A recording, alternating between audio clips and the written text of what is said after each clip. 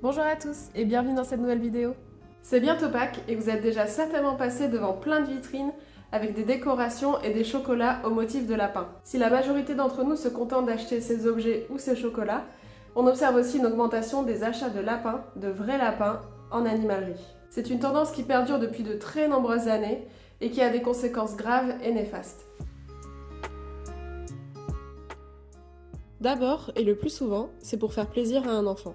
À cette période, le marketing associe généralement Pâques aux images de lapins, donc on en voit partout, dans les magasins, sur les réseaux sociaux, à la télé, et forcément, l'enfant finit par en réclamer un à ses parents. Les animaleries, elles profitent aussi de cette période pour réaliser des promotions sur les lapins, et cela finit aussi par convaincre les parents. Contrairement à une croyance très répandue et très tenace, le lapin n'est pas du tout un animal adapté pour un enfant. Le lapin est sensible et souvent caractériel, il n'est pas une peluche vivante. Lorsqu'on offre un lapin à un enfant, il s'agit généralement d'un lapro qui va progressivement changer d'apparence et de caractère. L'enfant va très vite se rendre compte qu'il ne pourra pas le câliner ni l'emmener partout.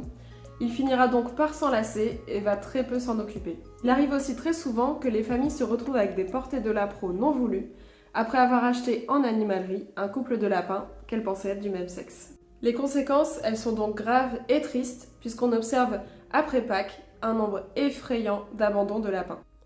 En 2021, la SPA a observé une augmentation de 82% des abandons de NAC par rapport à 2019 et durant la période estivale. Offrir un lapin à Pâques engendre donc un nombre important d'abandons de lapins, souvent très jeunes et vulnérables. S'ils n'ont pas la chance d'être sauvés par une association, ils meurent très rapidement dans la nature. Oui, vous avez bien lu adopter et non pas acheter, parce qu'il y a aujourd'hui un trop grand nombre de lapins qui sont en refuge et qui cherchent une famille pour la vie. Adopter un lapin, ce n'est pas anodin, c'est le choix d'une vie, c'est un choix engagé et raisonné. Un lapin vit entre 5 et 12 ans, il demande beaucoup d'investissement, d'aménagement et de frais vétérinaires. À l'approche de Pâques, si vous ressentez l'envie d'avoir un lapin, posez-vous les questions suivantes.